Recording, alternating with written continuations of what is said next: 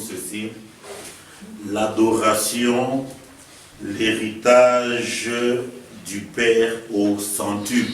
Donc nous disons, l'adoration, c'est ça, l'héritage du Père au centuple.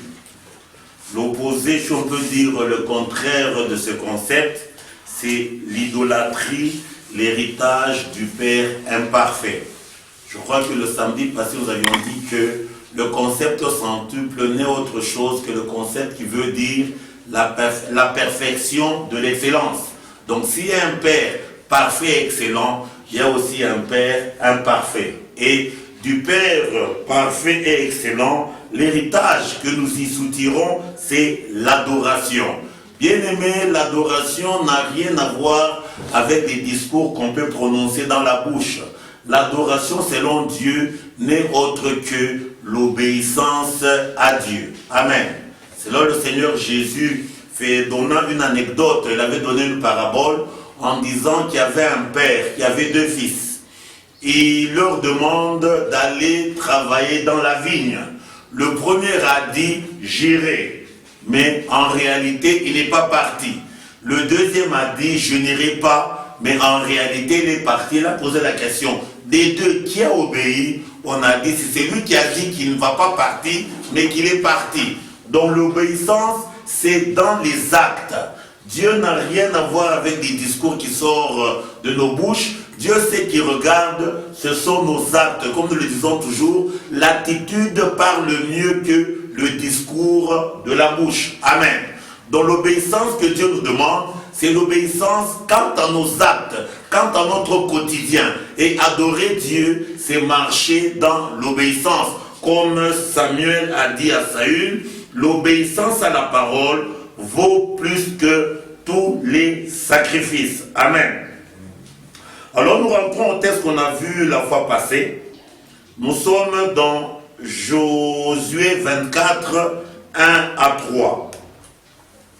Josué 24, 1 à 3. C'est Josué qui est en train de donner l'historique de ses pères. Il dit ceci. Josué 24, 1 à 3, la Bible déclare: Josué assembla toutes les tribus d'Israël à Sichem, il convoqua les anciens d'Israël, ses chefs, ses juges et ses officiers. Ils se présentèrent devant Dieu.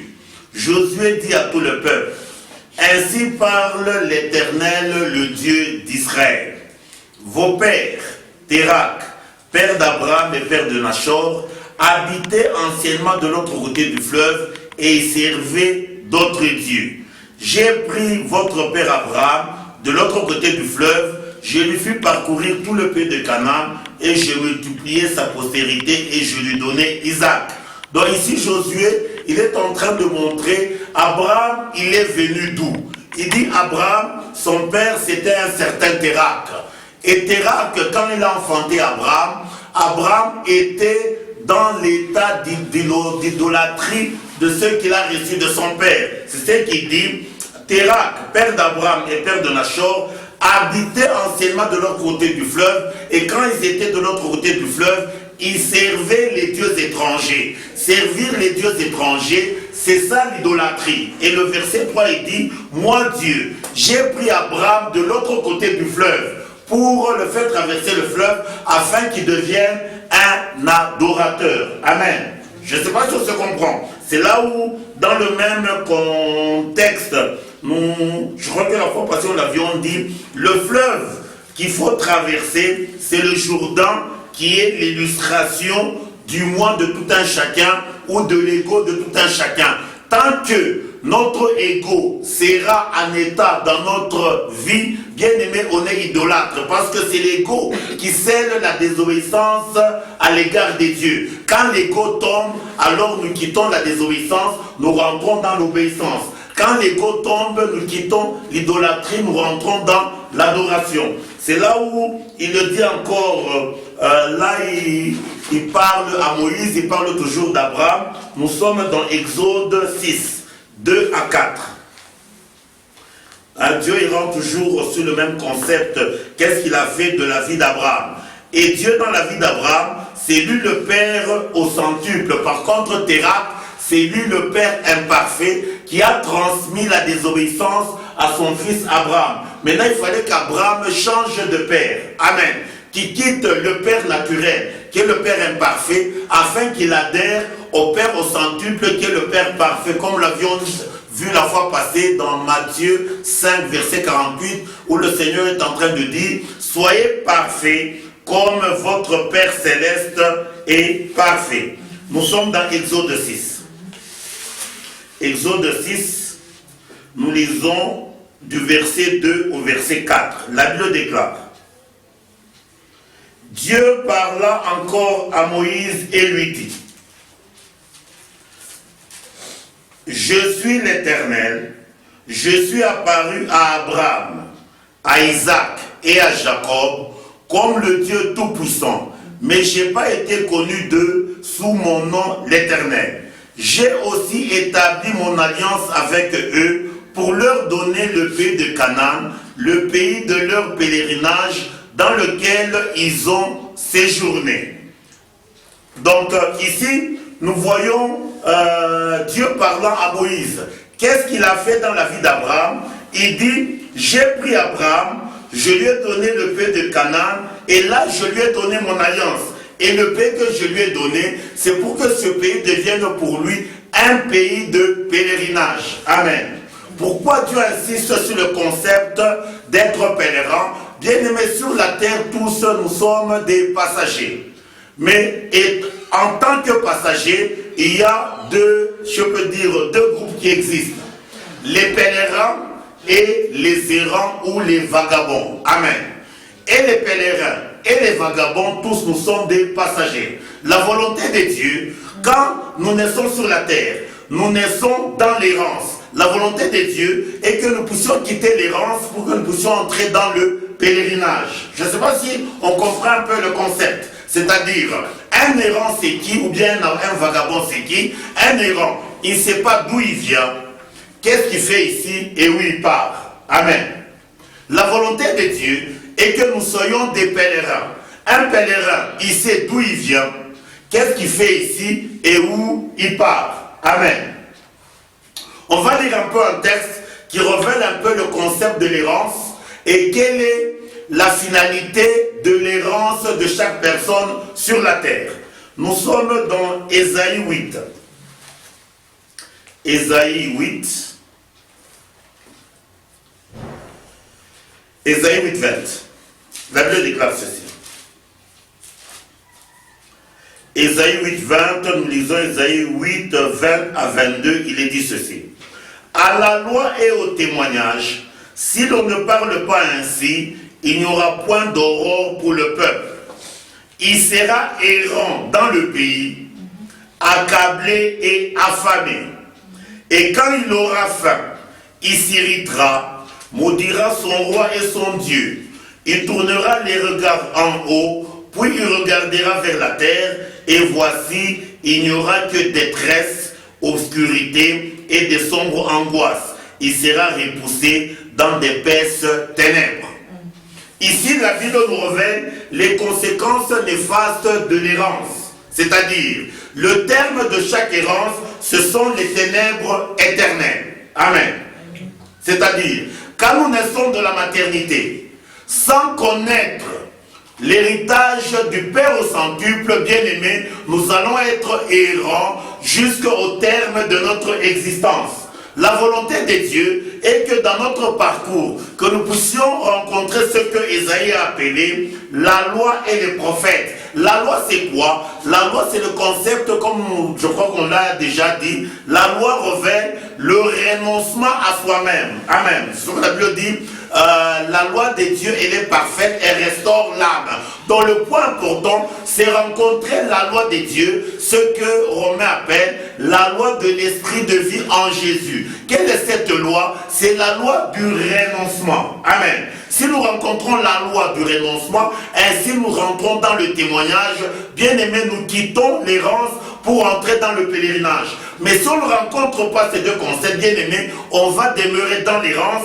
Et les conséquences de l'errance, Ésaïe 8 le dit, il dit ceci: le peuple sera errant dans le pays, il sera accablé, il sera affamé. Bien aimé, la famine dont la Bible parle ici n'a rien à voir avec la famine par rapport au ventre. Amen.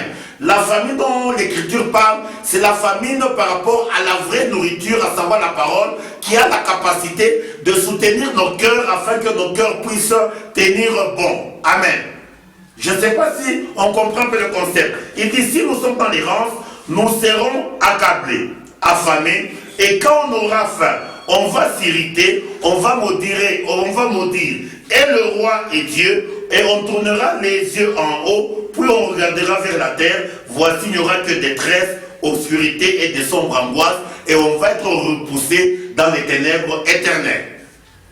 Par contre, le pèlerinage, nous allons le voir, est symbolisé par deux concepts. C'est pour ça que nous rentrons même dans la vie de Jacob. Jacob, quand il s'est retrouvé devant Pharaon, Pharaon lui a posé la question, quel est le nombre des années de ta vie? Comme Jacob a été prophète selon Dieu, il n'a pas répondu selon le discours de Pharaon, il lui a dit ceci, le nombre des années de mon pèlerinage est de autant. Donc Jacob savait que ici sur la terre, il n'était qu'un pèlerin. Amen. Et quand quelqu'un sait qu'il est un pèlerin, ce qui doit se préoccuper, ce n'est pas l'existence de la terre, ce qui doit le préoccuper, c'est la destinée finale. Amen.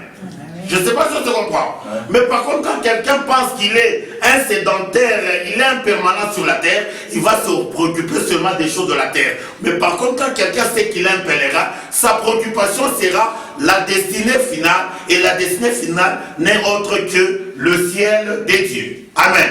Dans le but de pèlerinage dont l'Écriture parle, c'est ce qui est révélé toujours dans le texte de Ésaïe 8. Nous sommes au verset 23. Le verset 23, nous allons le lire, il dit ceci. Mais les ténèbres ne régneront pas toujours sur la terre, où il y a maintenant des angoisses. Si les temps passés ont couvert d'opprobre le pays de Zaboulon et le pays de Nephtali, les temps à venir couvriront de gloire la contrée voisine de la mer, au-delà du Jourdain, le territoire des gentils. Amen. Bien-aimés, le pays dans lequel nous sommes en ce moment n'est pas une terre promise des dieux. Amen. N'est pas un pays de la promesse. L'unique territoire qui est la terre promise, c'est la terre d'Israël. Mais le concept, c'est un concept spirituel que nous devons utiliser. Ça veut dire quoi? Toute la terre sur laquelle nous sommes, elle est divisée en deux. La grande partie, on appelle ça les terres d'errance. Et il n'y a qu'Israël qui est la terre promise. Ça veut dire quoi sur le plan spirituel? Tous quand nous naissons, nous héritons l'errance. La volonté de Dieu est que nous quittions l'errance, que nous rentrons dans les promesses de Dieu. Et le point clé pour entrer dans la promesse de Dieu, c'est la traversée du Jourdain. C'est comme le texte que nous venons de lire. Donc la terre promise est délimitée par deux entités. Le Jourdain et la mer. Amen. C'est-à-dire, pour que Israël entre dans les promesses, l'obstacle, c'était le fleuve Jourdain. Il a fallu que les eaux du Jourdain se séparent pour qu'il entre dans les promesses. Et nous avions dit que le Jourdain illustre le moi de tout un chacun. Le moi de tout un chacun, bien aimé, c'est un courant impétueux qui est là pour prendre tout, amener dans la perdition. Ce n'est que par la grâce de Dieu, quand nous rencontrons l'arche de Dieu, c'est pour ça que pour le cas d'Israël, pour qu'ils traversent le Jourdain, il a fallu qu'ils aient l'arche. Et les sacrificateurs qui ont porté l'arche, quand ils ont posé leurs pieds dans le Jourdain, les eaux du Jourdain se sont écoulées, se sont séparées, si bien qu'ils ont eu un accès libre pour entrer dans la terre promise. Donc c'est une illustration, c'est un concept qui nous revient dans la spiritualité, que tout un chacun de nous, il faut que notre Jourdain puisse s'arrêter, et le Jourdain c'est le moi. Donc l'accès dans les promesses de Dieu, c'est la traversée du Jourdain. Amen. C'est ce qui est symbolisé par le concept Nephtali. Nephtali, qui est-il? Nephtali, c'est le 6e fils de Jacob, qui est né de la servante de Rachel. Quand Nephtali est né, vous allez le voir dans les Écritures à la naissance des fils de Jacob, quand Nephtali est né, Rachel a prophétisé en disant ceci: j'ai lutté divinement contre ma sœur et j'ai vaincu. Amen. Ça veut dire quoi? tout un chacun de nous, il a une sœur qui est à côté de lui afin de le prendre et de l'amener dans la perdition. Et la sœur contre laquelle on doit lutter n'est autre que notre chair. Amen. Je ne sais pas si tu comprends. Donc Nephtali revint lutter divinement contre notre ennemi juré, qui est notre chair, et avoir la victoire sur la chair par l'entremise de Dieu. C'est là où Rachel a dit, j'ai lutté divinement contre ma sœur et j'ai vaincu. Dans le concept de Nephtali, revint lutter contre le vieil homme et avoir la victoire sur le vieil homme. Et quand on arrive à avoir le signe de Nephtali au-dedans de nous, alors nous avons droit à entrer dans les promesses de Dieu. Je ne sais pas si tu comprends. Et l'autre limite, c'est quoi? C'est la mer. On va lire une écriture pour que nous puissions comprendre un peu, comme il l'a dit, la contrée voisine de la mer, au-delà du Jourdain. Dans la terre promise, nous devons être au-delà du Jourdain, c'est-à-dire au-delà de la chair, au-delà de notre moi. Quand la chair est là, nous sommes dans l'idolâtrie. Nous allons lire un texte, je crois que c'est dans Genèse 49. La bénédiction prophétique de Jacob sur Zaboulon. Parce que la terre promise est symbolisée par les deux concepts, le pays de Zaboulon et le pays de Nephtali. Nous sommes dans Genèse 49. Il est dit ceci. La bénédiction prophétique de Jacob sur Zaboulon. Écoutez ce que la Bible dit. Zaboulon habitera sur la côte des mers. Il sera sur la côte des navires et sa limite s'étendra du côté de Sidon. Je répète, Zaboulon habitera sur la côte des mers, il sera sur la côte des navires. Donc Zaboulon, ça veut dire quoi d'abord Zaboulon?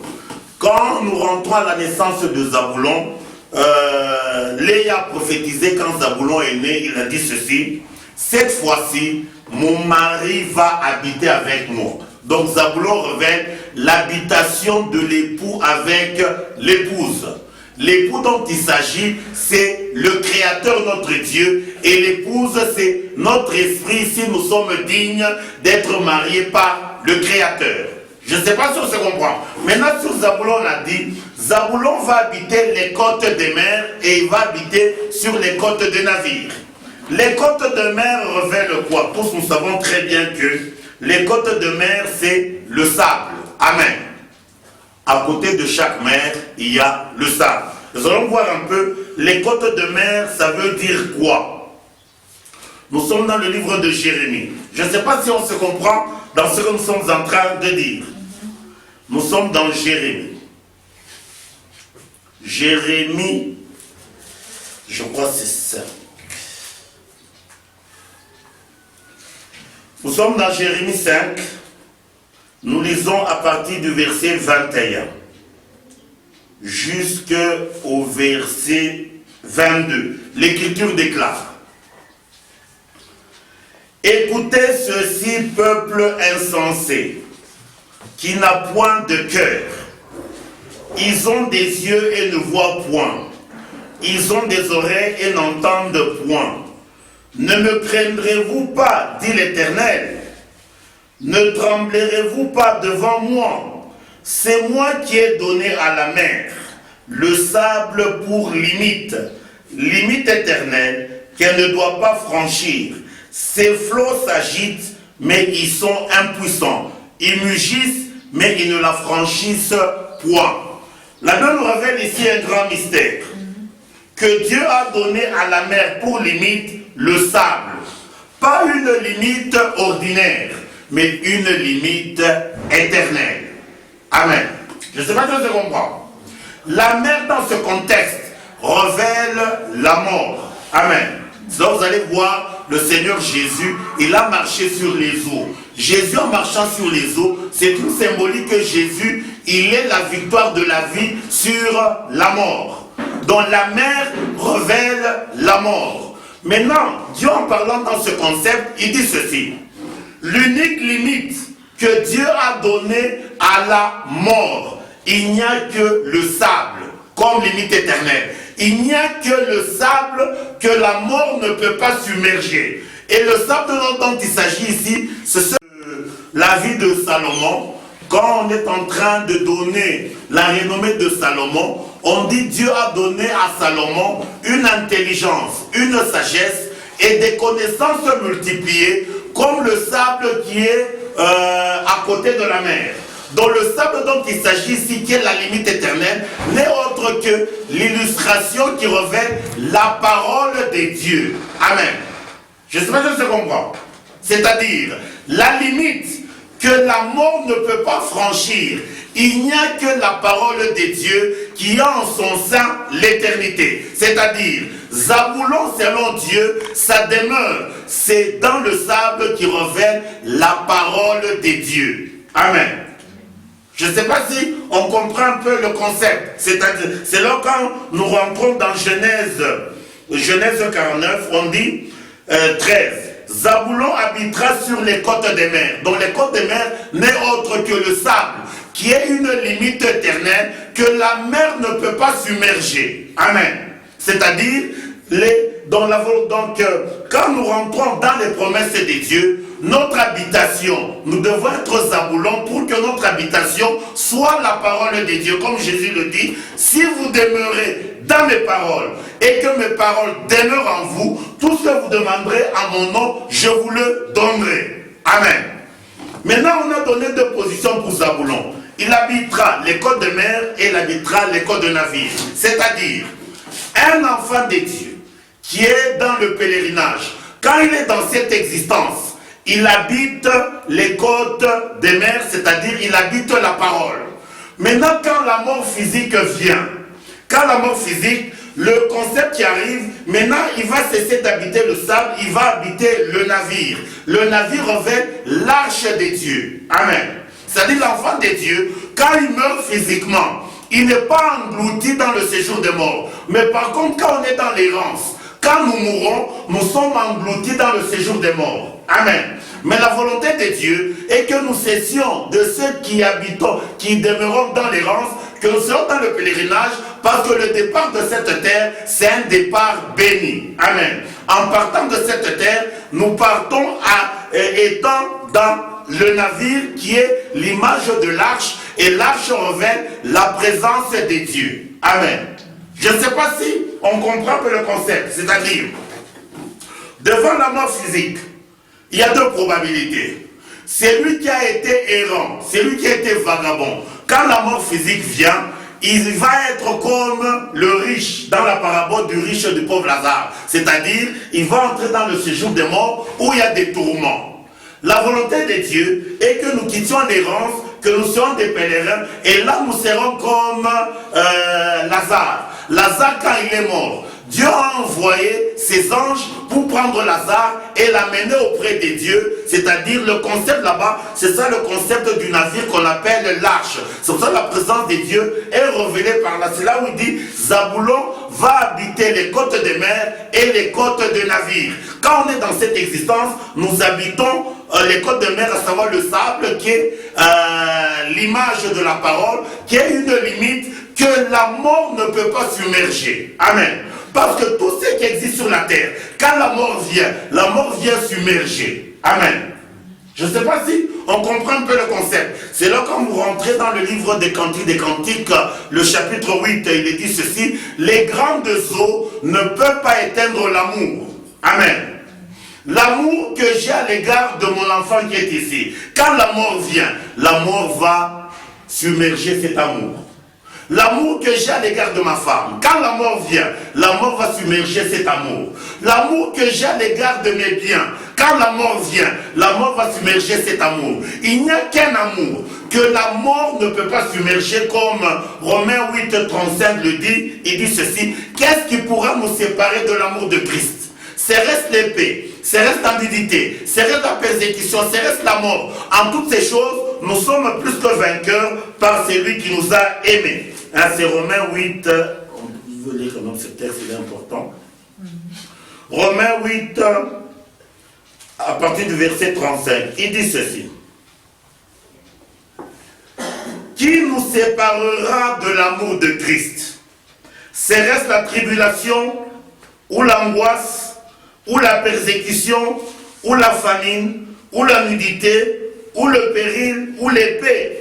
Selon qu'il est écrit, c'est à cause de toi qu'on nous met à mort tous les jours, qu'on nous regarde comme des brebis destinées à la boucherie. Mais dans toutes ces choses, nous sommes plus que vainqueurs par celui qui nous a aimés. Car j'ai l'assurance que ni la mort, ni la vie, ni les anges, ni les dominations, ni les choses présentes, ni les choses à venir, ni les puissances, ni la hauteur, ni la profondeur, ni aucune autre créature ne pourra nous séparer de l'amour de Dieu manifesté en Jésus notre Seigneur. Amen. Donc ici, la Bible est en train de nous révéler que l'unique amour que la mort ne peut pas briser, il n'y a que notre amour avec Dieu. Amen. C'est pour cela que celui qui devient enfant de Dieu, il quitte l'immortalité, il rentre dans l'éternité. Je ne sais pas si on comprend un peu le concept. C'est là que nous rentrons notre texte, c'est-à-dire la volonté de Dieu dans la vie d'Abraham, c'était l'extirper de l'héritage qu'il a eu de Térakh afin qu'il jouisse de l'héritage du Père parfait. De Térakh, il a eu quel héritage? L'idolâtrie, c'est-à-dire la non-soumission à Dieu. La volonté de Dieu bien-aimé est que nous rentrons dans l'adoration qui est l'héritage du Père au centuple. Et nous disons ceci, l'idolâtrie est avant la traversée du Jourdain. Nous avions dit que le Jourdain, c'est ça l'illustration de notre moi. C'est-à-dire, c'est le moi qui marque. Quand le moi n'est pas brisé, on est idolâtre. Quand le moi est brisé, nous devions obéissants, nous devenons adorateurs. Donc nous disons ceci, la traversée du Jourdain, c'est ça l'élément qui scelle l'adoration véritable. Le Jourdain révèle le moi, l'ego ou l'héritier de la chair. Amen. Et l'idolâtrie, c'est l'asservissement de notre esprit. Notre esprit, c'est ça, le lieu du culte, au corps de la désobéissance. Amen. Je ne sais pas si on se comprend un peu là. Dans l'idolâtrie, c'est quand notre esprit est asservi au corps de la désobéissance. C'est-à-dire, ce qui conduit votre vie, ce sont les yeux que vous avez. C'est l'idolâtrie. Amen. La volonté de Dieu est que nous soyons conduits par la parole de Dieu. Amen. C'est là où nous rentrons dans Romains 11:32, qui est en train de nous révéler le sort de l'homme. Quand nous avons sur la terre, on peut lire Romains 11:32, il est dit ceci. Romains 11:32. Car Dieu a renfermé tous les hommes dans la désobéissance pour faire miséricorde à tous. Les hommes dont la Bible parle ici, ce sont nos esprits, amen, qui sont enfermés où? Dans ce corps de la désobéissance. Parce que l'esprit de l'homme, c'est ça le lieu du culte que Dieu a établi dans tout un chacun de nous. Amen. Parce qu'il n'y a que l'esprit qui procède de Dieu. Amen. Dieu il tient à ce que l'esprit de tout un chacun soit libéré. C'est ça qui doit être la préoccupation primordiale de chacun de nous. Amen. Et notre esprit, c'est ça qui est symbolisé par Jérusalem. C'est là quand nous rentrons dans Ésaïe 34. La Bible est en train de nous révéler pourquoi Dieu va se venger sur certaines personnes. Nous allons lire Ésaïe 34.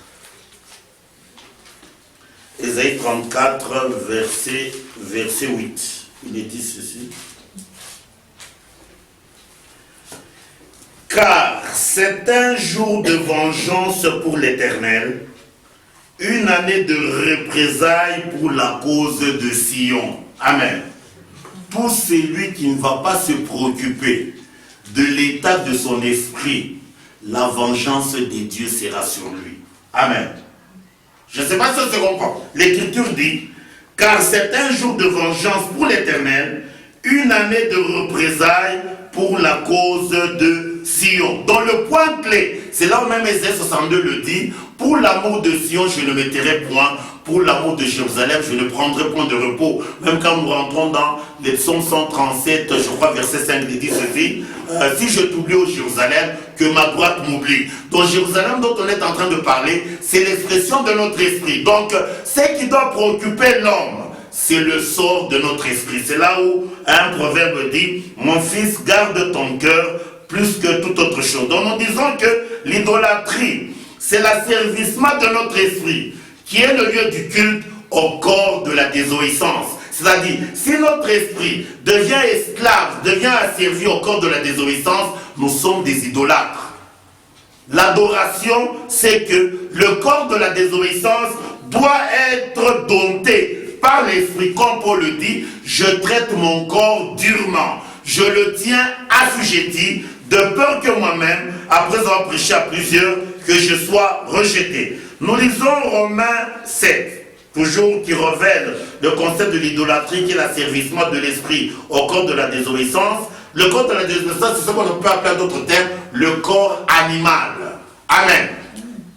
Donc au-dedans de nous, nous avons l'esprit, qui est l'image du corps spirituel, mais le corps que nous avons ici, c'est le corps animal ou l'animalité. L'idolâtrie, c'est quand l'animalité dompte sur la spiritualité. La volonté de Dieu est que l'esprit puisse se dompter sur l'animalité. Nous sommes dans Romains 7, 22 à 25. Romains 7, 22 à 25, l'Écriture déclare. Donc on nous montre le sort malheureux de l'homme. Écoutez ce que Paul dit. Car je prends plaisir à la loi des dieux selon l'homme intérieur. L'homme intérieur ici, c'est ça, l'esprit. Mais je vois dans mes membres une autre loi qui lutte contre la loi de mon entendement. Les membres dont on parle, c'est ça le corps animal. Et qui me rend captif de la loi du péché qui est dans mes membres. Misérable que je suis, qui me délivrera de ce corps de la mort? Amen. Donc on présente l'homme sur cette dimension. C'est-à-dire, il n'y a que Jésus seul qui a la capacité d'extirper notre esprit de ce corps de la mort. Amen. Nous lisons encore Romains 8, mais cette fois-ci 5 à 9, toujours le même concept. Romains 8, 5 à 9, l'Écriture déclare. Ceux en effet qui vivent selon la chair s'affectionnent aux choses de la chair, tandis que ceux qui vivent selon l'esprit s'affectionnent aux choses de l'esprit.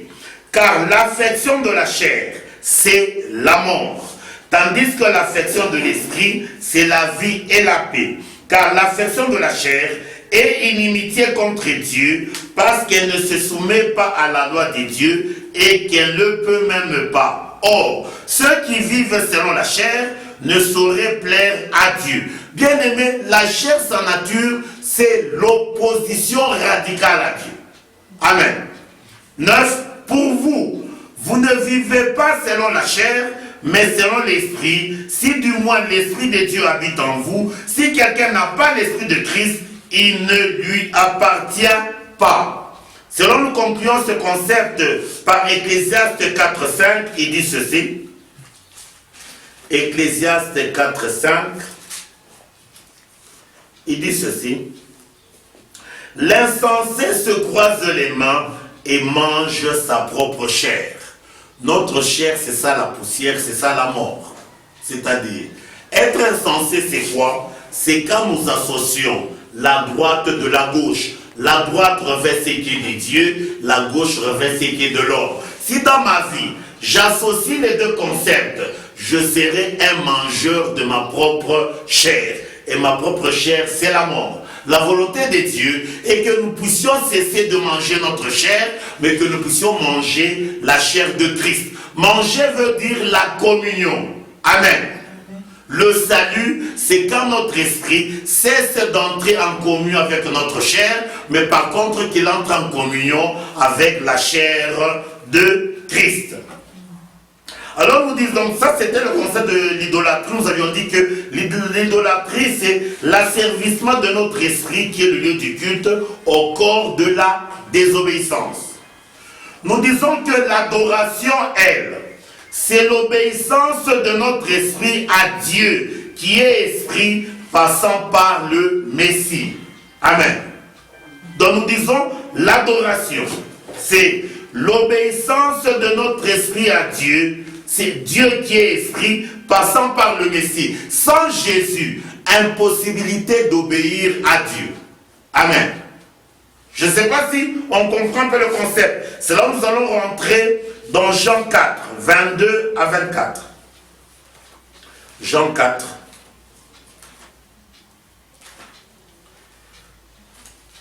Jean chapitre 4, 22 à 24, il est dit ceci. Vous adorez ce que vous ne connaissez pas. C'est Jésus qui parle. Il se plaint sur le sort des Samaritains qui adorent ceux qui ne connaissent pas. C'est-à-dire, pour obéir à une chose, il faut d'abord comprendre la chose. Amen.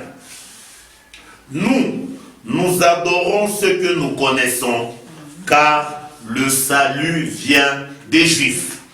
Le concept juif dont Christ est en train de parler n'est autre que l'expression qui revêt la loi de Dieu, le renoncement à soi-même. Amen. Le juif revêt, c'est lui qui renonce à ses propres intérêts pour produire la joie dans le cœur de l'autre. Amen. Il dit, mais l'heure vient, et elle est déjà venue, où les vrais adorateurs adoreront le Père en esprit et en vérité. Amen. Dieu, nous ne pouvons l'adorer que dans notre dimension de l'esprit.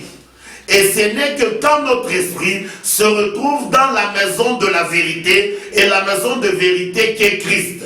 Amen. L'opposé de Christ, c'est la maison de la fausseté qui est notre corps. Hein? On peut lire ce texte dans Jérémie pour que vous puissiez bien comprendre ce que nous disons. Jérémie 6, il est dit ceci.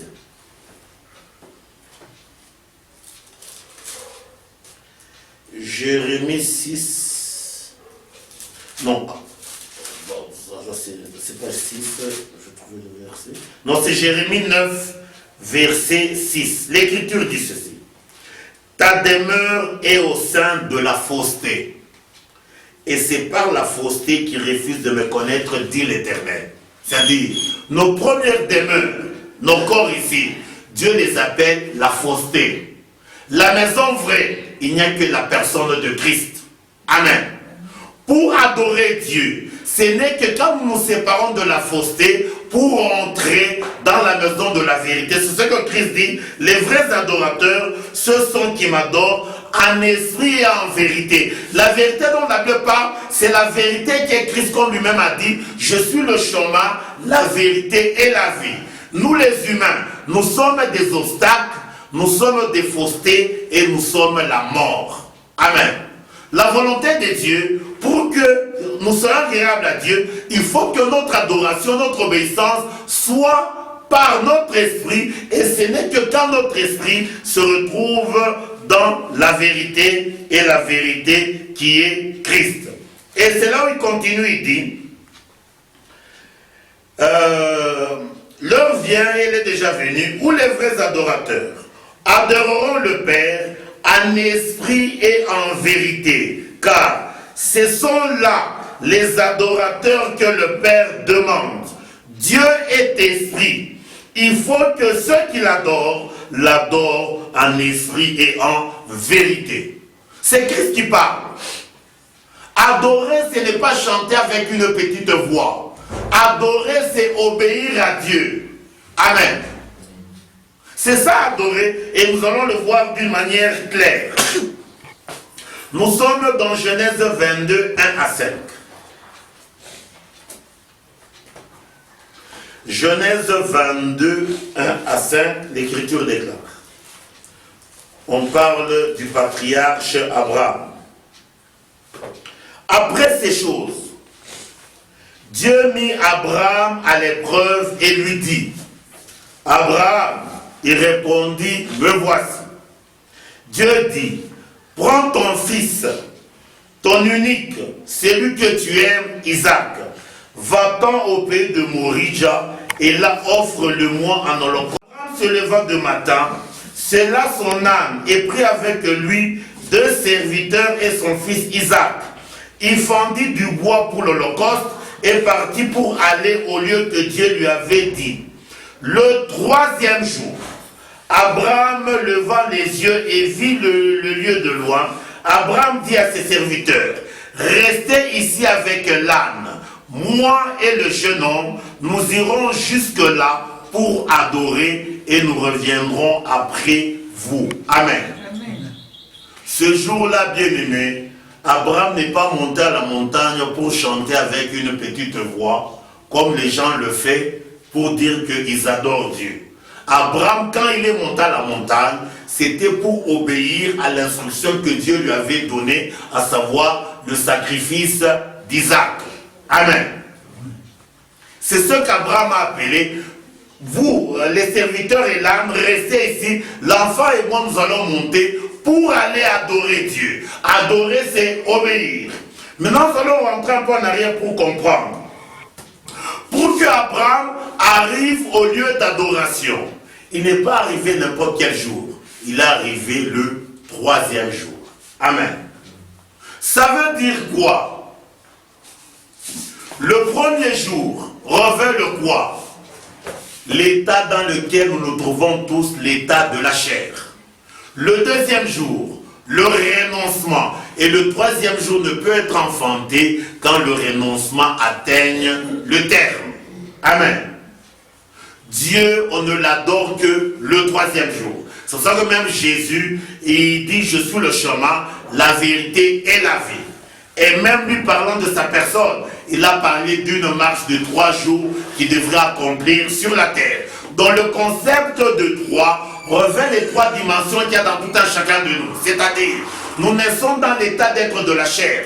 La volonté de Dieu est que nous puissions nous retrouver dans l'état d'être selon l'esprit. Et pour se retrouver dans l'état d'être selon l'esprit, le point de passage, c'est le 2e jour qui est le renoncement. C'est ça même le concept de la vie de Moïse. Il a vécu 120 ans et la vie de Moïse a été séparée en 3 étapes. La première étape, la première quarantaine qu'il a passée chez Pharaon, comme étant la fille de Pharaon. C'est ça notre première étape quand nous sommes dans l'état d'être de la chair.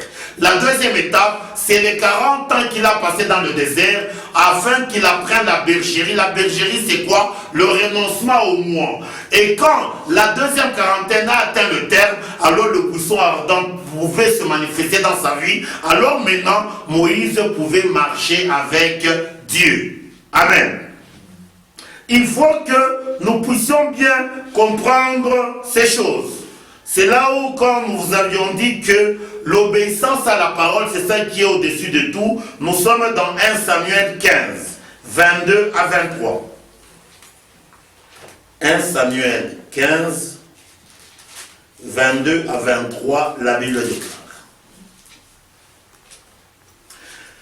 Samuel dit, l'Éternel trouvera-t-il du plaisir dans les holocaustes ou les sacrifices, comme dans l'obéissance à la voix de l'Éternel? Voici, l'obéissance vaut mieux que les sacrifices, et l'observation de sa parole vaut mieux que la graisse des béliers. Car la désobéissance est aussi coupable que la divination, et la résistance ne l'est pas moins que l'idolâtrie et les séraphins. Puisque tu as rejeté la parole de l'Éternel, il te rejette aussi comme roi. Nous voyons ici que Samuel a donné le synonyme de l'idolâtrie, c'est quoi? La désobéissance. Amen. Amen. Mais aujourd'hui, les gens disent sont des adorateurs, mais dans leur quotidien, ils désobéissent à Dieu. Bien aimé, cette adoration n'a rien à voir avec Dieu. Nous sommes dans Psaume 114. Nous sommes toujours au concept de l'adoration par rapport au Jourdain, par rapport au mois. Nous sommes au Psaume 114. Nous lisons à partir du premier verset. Il est dit ceci. Psaume 114. L'Écriture déclare.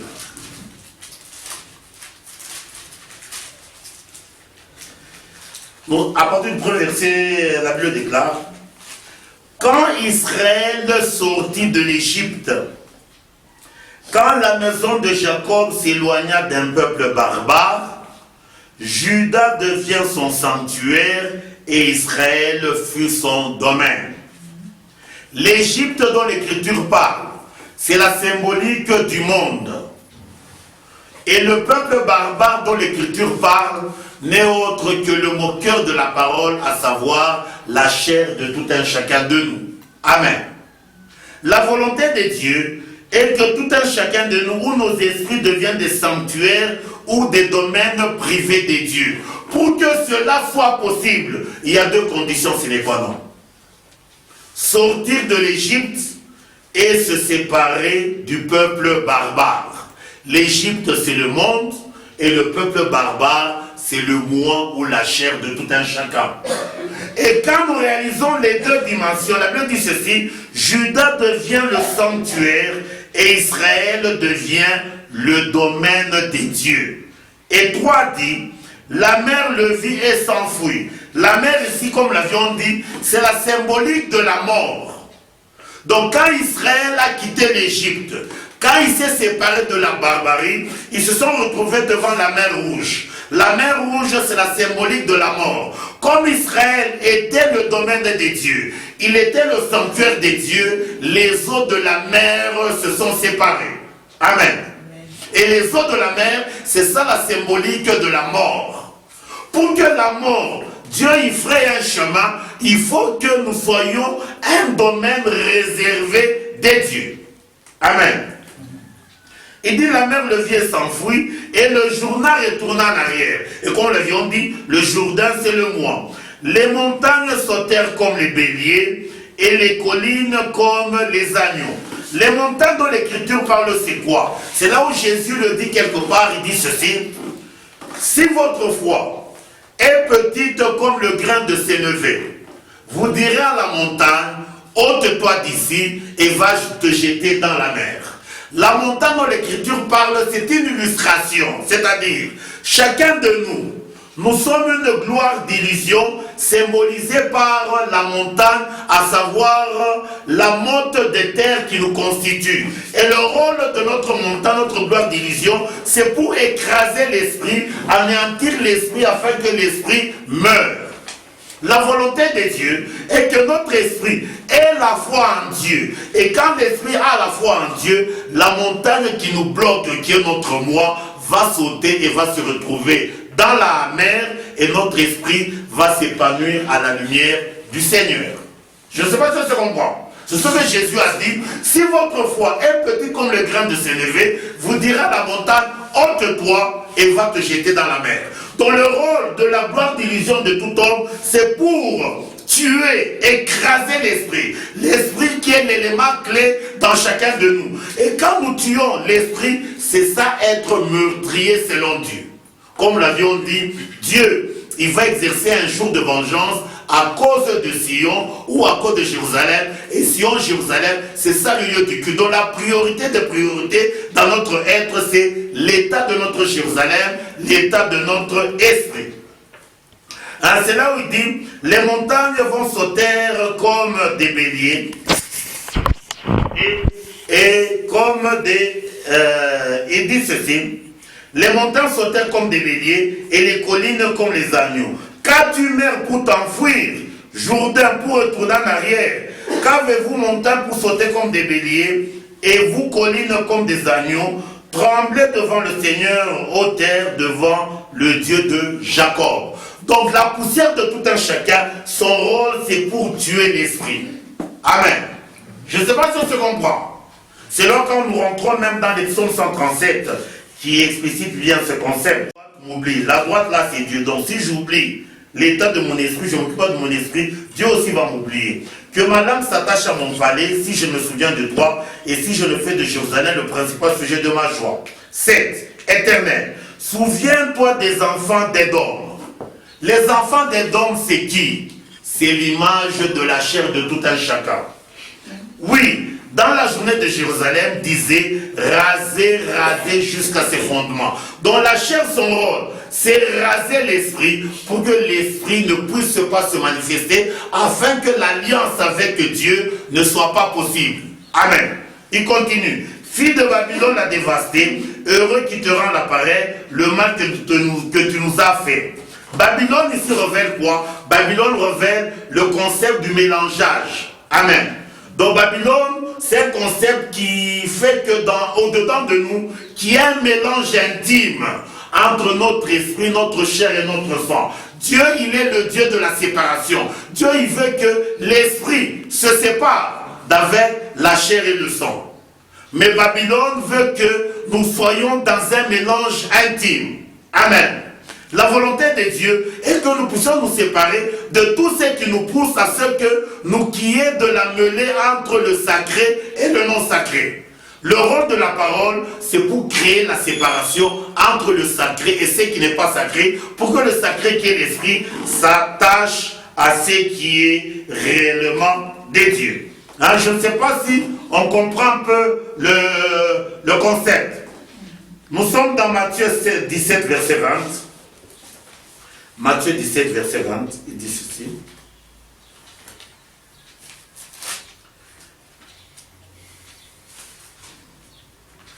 Bon, c'est ce que nous avons dit tantôt concernant le grain de sénévé. Il dit, c'est à cause de votre incrédulité, leur dit Jésus. Je vous le dis en vérité, si vous aviez de la foi comme un grain de sénévé, vous direz à cette montagne, transporte-toi d'ici là, et elle se transporterait, et rien ne vous serait impossible. Amen. Donc le concept, c'est que notre esprit est réellement la foi dans le Seigneur. Nous sommes encore dans 1 Corinthiens 9, 27. Je crois qu'on l'avait dit. 1 Corinthiens 9, verset 27. C'est ce que Paul dit concernant la corrélation entre l'esprit et la chair. Il dit ceci. Mais je traite durement mon corps et je le tiens assujetti, de peur d'être moi-même rejeté après avoir prêché à plusieurs. Amen. Donc la volonté de Dieu est que le corps de la désobéissance soit réellement assujetti. Ce concept est encore révélé dans la vie de David. Nous sommes dans 2 Samuel 8, 13 à 14. 2 Samuel 8, 13 à 14. La Bible déclare. 2 Samuel 8, 13 à 14, l'Écriture déclare. Au retour de la victoire sur les Syriens, David se fit encore un nom, en battant dans la vallée du Sel 18 000 Édomites. Les Édomites, c'est ça qui vient de Édom, c'est la postérité. Édom, c'est ça, Ésaïe. Il mit des garnisons dans Édom, il mit des garnisons dans tout Édom, et tout Édom fut assujetti à David. L'Éternel protégeait David partout là où il allait. C'est-à-dire, Dieu il veut que nous soyons comme David, en mettant des garnisons dans Édom, et que Édom soit assujetti. Édom révèle Ésaü, le vieil homme. Amen. Je suis en train de comprendre. Donc le vieil homme, son rôle, c'est se manifester afin qu'il cesse la désobéissance dans notre vie. Pour que nous soyons obéissants, il faut que nous soyons prudents pour enfermer le vieil homme dans la prison. Amen. Si votre vieil homme reste libre, bien-aimé, vous êtes mort. Amen. Parce que le vieil homme, c'est lui qui scelle la désobéissance ou l'idolâtrie. Je ne sais pas si on comprend un peu le concept. Donc nous disons que le Père au centuple, l'héritage qu'il nous donne, c'est l'adoration, l'obéissance. Et le Père au centuple, c'est Dieu qui est esprit. Il veut que nous soyons spirituels pour que nous puissions obéir à Dieu. Mais par contre, le Père qu'on doit haïr, c'est-à-dire, c'est l'héritage que nous avons reçu du Père charnel, comme Abraham a reçu l'héritage de Térak, qui est la désobéissance. Hein? Je ne sais pas si on se comprend un peu là. Je crois qu'on peut s'arrêter ici. Je ne sais pas s'il y a des questions là-dessus. Je crois que prochainement, nous allons parler de l'héritage de Térakh à l'héritage des dieux. Je ne sais pas s'il y a